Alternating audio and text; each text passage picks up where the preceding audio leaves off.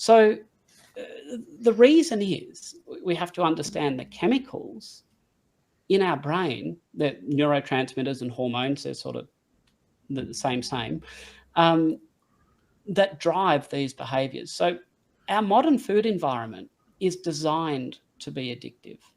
So you talk about a beautiful concept. You talk about real food. And, I've heard you use many different examples. You say, well, if your grandma wouldn't recognize it as food, if it's got, numbers on the label, if it's, you have used a term of a chemical storm and so on and so forth. And this is absolutely true. But the point is, the modern foods, modern processed foods, they are engineered. They are crafted to be addictive. They focus on what they call the bliss point. They get the right amount of sugar, mix it with a bit of fat, enough salt. They focus on the mouthfeel, how it feels in our mouth.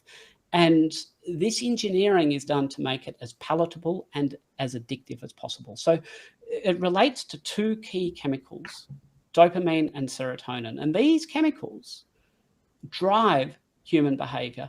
They drive our eating behavior and they drive our desire for procreation. And these are the two behaviors which the survival of the human species is dependent on.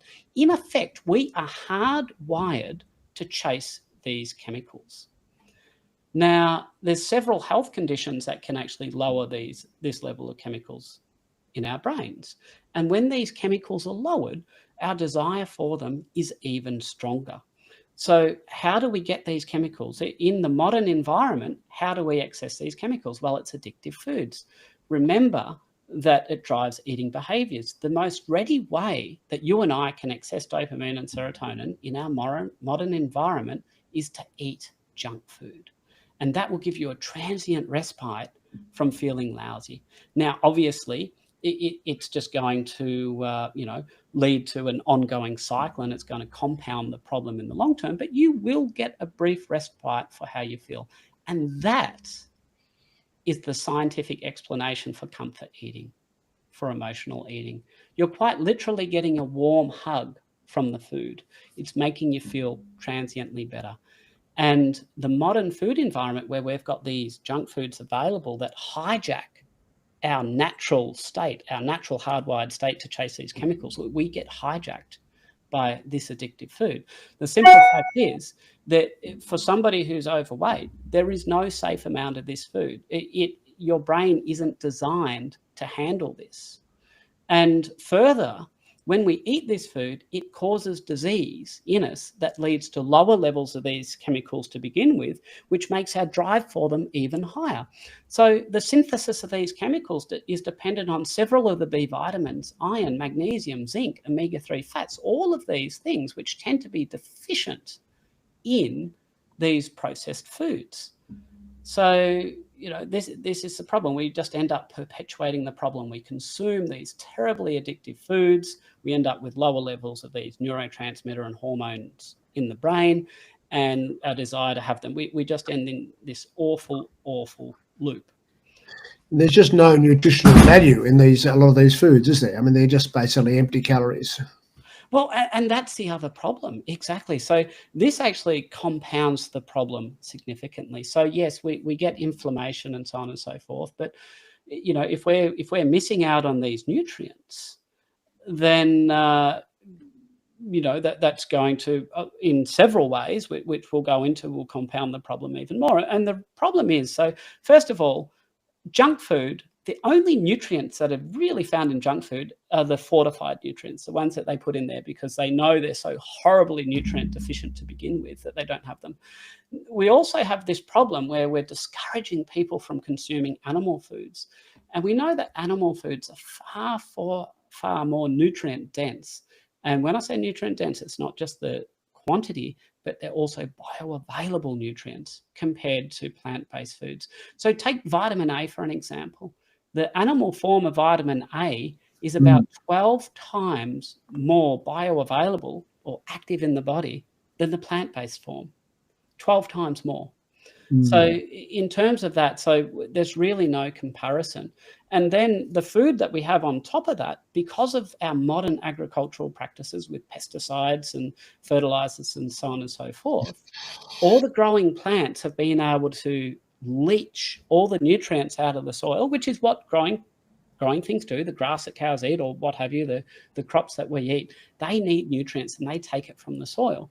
And what normally happens is that this rich microbial diversity in the soil will actually break down the rock and the clay and the sand and release more nutrients to replace those nutrients that have been removed from the soil.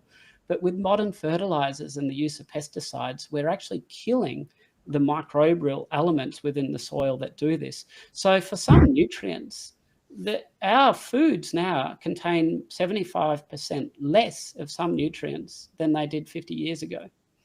You know, you could eat an apple and that apple is really not as nutritious now as it used to be. And that's a huge problem. And I'll tell you why it's a huge problem. Because when you're missing out on nutrients, that also makes you fat. So there was a study they did in 1975, and it had a pretty awful title, Elemental Balances During Intravenous Hyperalimentation of Underweight Adult Subjects. In a nutshell, sometimes the stomach, the gastrointestinal tract just doesn't work properly. So we might actually need, as doctors, to give people their nutrition directly into their blood. We put a cannula in a vein somewhere in their body and we put all the nutrients they need. So they did a study, published it in 1975, where they experimented with some adults who were receiving this kind of nutrition, and they were trying to get them to gain weight. And so they basically gave them every single element in the feed that they thought they needed. So glucose, nitrogen, which is basically a surrogate for protein, potassium, phosphate, sodium chloride, so on and so forth. And then they experimented with just eliminating or reducing the content of one element at a time to see what the response would be. Now, the interesting thing is that when they took away the nitrogen or the protein, phosphate, sodium or potassium, they actually found that it impaired or completely abolished the ability to form tissues like muscle or like bone. But here's the thing. So if these subjects were no longer able to form muscle or bone, they were still having the same amount of energy coming in. Where did that energy go? And I quote directly from the paper, weight gain continued despite zero or negative elemental balances. And what they stated this was largely adipose tissue. So simply put, if you're not getting enough nutrients, as this study elegantly showed, that it actually changes what you do with the energy that comes in. So we talk about this term called TOFI, thin on the outside, fat on the inside. So somebody who's TOFI, you know, they're skinny, they've got no muscle in their arms and so on and so forth. They're weak, maybe an osteoporotic female with weak bones. Just having low muscle and weak bones, you can still store things as fat. And that state can be driven by deficiency of nutrients, by a deficient nutrient intake. So interestingly, this is followed up, and one of the nutrients that we often don't talk about in these circles, which they did a lovely study on, was phosphate. In 2015, the British Medical Journal published a randomized control trial, a blinded randomized control trial on phosphate.